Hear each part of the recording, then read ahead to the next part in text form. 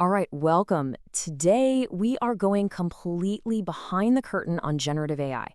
We're not just going to talk about the cool stuff it can do, we're going to talk about how it's actually built, how it's engineered. We're diving deep into the blueprint that makes all of this possible.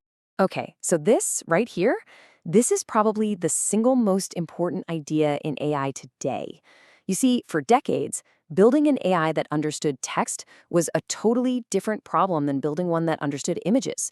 They were completely separate worlds, different teams, different techniques, but that is all changing. What we're witnessing right now is this great convergence where the fundamental engineering for all these different skills is actually merging into one single unified approach. So here's our game plan. We're going to start with that big idea, that great convergence. Then we're going to build an AI basically from scratch. First, we'll engineer the brain. Then we'll give it senses. After that, we'll teach it how to act in the world. And finally, we'll look at what it really means to be an AI architect in this new era. So, what does this convergence actually mean in practice? Well, it means that the core engineering task, predicting the next word in a sentence, is now fundamentally the same challenge as predicting the next frame in a video or the next note in a piece of music. It's all about predicting the next piece of a sequence, and it's all using a shared set of incredibly powerful tools. But here's the crucial thing to get. While the foundational building blocks, think of them like Lego bricks, things like the Transformer architecture we're going to talk about. While those are becoming universal, the actual blueprints for each skill are still totally unique. Building an AI that can see requires a very different set of engineering decisions than building one that can drive a car. And that's the tension right there that we're going to explore. Let's start at the very beginning with the foundation of everything, the large language model, the LLM. You've heard the term a million times, but I want you to stop thinking of it as some kind of magical black box. It's an engineered system, and it serves as the cognitive foundation, the reasoning engine for pretty much every modern AI system out there today.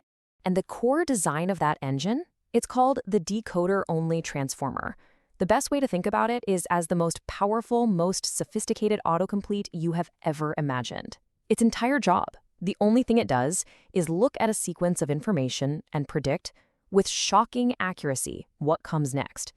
This one simple, incredibly scalable idea is the bedrock of how modern AI can generate text, reason about problems, and even write computer code.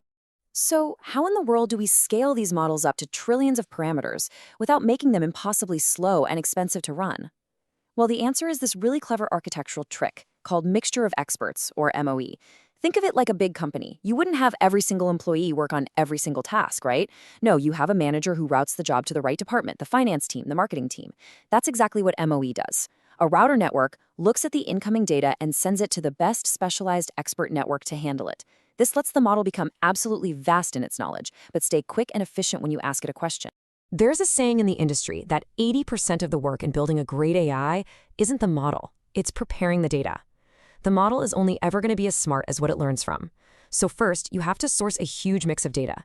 Then, and this is critical, you perform rigorous deduplication. Why? Because if a model sees the same piece of information too many times, it doesn't learn to generalize. It just memorizes the answer, which is not what you want. And finally, custom tokenization helps the model understand the specific language of its domain, treating complex phrases as single ideas. So once you have that massive base model, you need to adapt it for specific tasks. The old way was called full fine-tuning. It's like retraining the entire brain from scratch. Super powerful, but just unbelievably expensive. So engineers came up with a brilliant solution, parameter efficient fine-tuning, or PEFT. The idea is simple. You freeze the massive original model, don't touch it, and you just add these tiny trainable little adapter layers on top. It's a much smarter and cheaper way to specialize a model. And that brings us to QLoRa. This is the technology that truly, and I mean truly, democratized high-powered AI. It takes that PEFT's idea and pushes it even further. It shrinks that massive frozen base model all the way down to a tiny 4-bit representation. The reduction in memory is so drastic that you can now fine-tune a model that once required an entire data center on a single gaming GPU you might have in your computer at home. This wasn't just an improvement. It was a total game changer. It sparked a literal explosion of open-source development and experimentation. Now, making a model smart is only half the battle. You also have to make it helpful and safe. That's called alignment. The old way was this really complex process called RLHF, which involved training a whole separate reward model. But the new industry standard is something called direct preference optimization, or DPO, and it's just a huge engineering simplification. It completely gets rid of that separate reward model. Instead, you just directly teach the main AI to tell the difference between a good winning answer and a bad losing one. It's more stable, it's more efficient, and frankly, it's just a more elegant solution. Okay, so we've done it. We've engineered the core brain.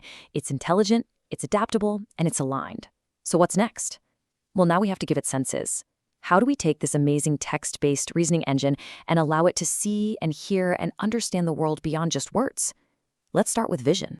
This is it. This is the central engineering challenge of building multimodal AI. You've got this incredibly powerful language brain that thinks in words, in concepts, and then you have a pair of eyes that see in pixels, in raw light and color. So how do you build a bridge between these two fundamentally different worlds? Well, the process starts with the eye. And in this case, the eye is a vision encoder, a totally separate model that's been trained just to look at images.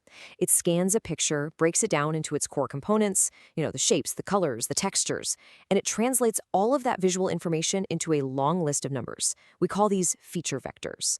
It's basically turning the visual world into a language that a computer can start to process. Okay, now for the really brilliant part, the bridge. Engineers created this small but absolutely crucial component they call a projector. And this module has one job, and one job only, to be a translator. It takes those numerical features that came from the vision encoder, and it converts them into the specific format, the specific language that our LLM brain is expecting to hear. And so finally, our LLM brain receives these perfectly translated visual concepts. And because they're now in a language it already understands, it can reason about them just like it would with any other piece of text. It can describe what's in the image, it can answer complex questions about it, it can connect visual ideas to abstract thoughts. And just like that, that is how a large language model learns to see. And we're seeing this exact same progression happen in video generation. The first approach, something called animate diff, it was a really clever hack. It basically took a powerful existing image model and jammed in these special motion modules to try and trick it into making video. But the next generation, things like OpenSora, are built completely differently. They use a transformer from the ground up, one that's natively designed to understand both space and time together.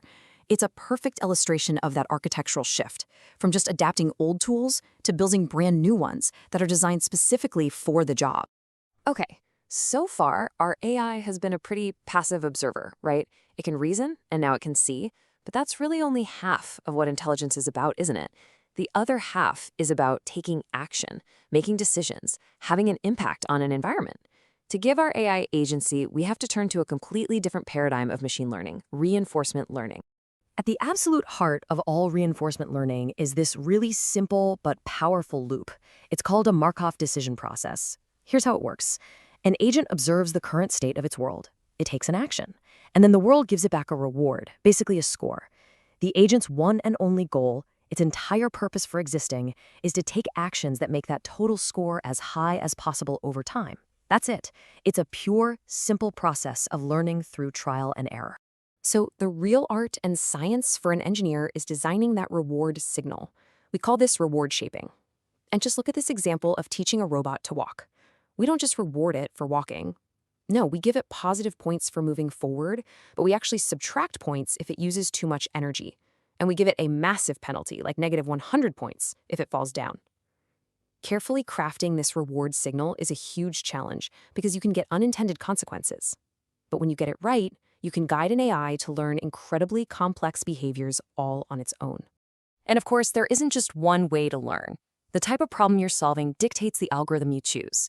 For problems with a limited set of choices, like which direction to move the joystick in an Atari game, an algorithm like DQN is perfect. But for tasks that have a smooth, continuous range of motion, like steering a car or controlling a robot arm, the industry gold standard right now is PPO, which is famous for its stability and its great performance. Okay, so let's zoom all the way back out. We've put together our building blocks. We have a reasoning brain, we have perceptive senses, and we have the ability to act. Let's put this all together and think about the role of the person who actually builds these systems, the modern AI architect. And this, right here, is the essential takeaway for today. For a very long time, building the best AI was all about having the biggest, most powerful supercomputers. But that's changing. Today, success is defined by the elegance and the sophistication of your engineering. It's about having the absolute cleanest data, using the most clever algorithms, and finding these really creative ways to connect all these different building blocks together. Sophistication has officially overtaken raw power. So, we've seen how these systems are actually built from the ground up. This architectural convergence means we now have this unified, modular blueprint for creating intelligence that can perceive the world, that can reason about it, and that can act within it. The foundational pieces are all right there on the table. So the real question, the one that's going to define the next decade, is this: what will we choose to build with it?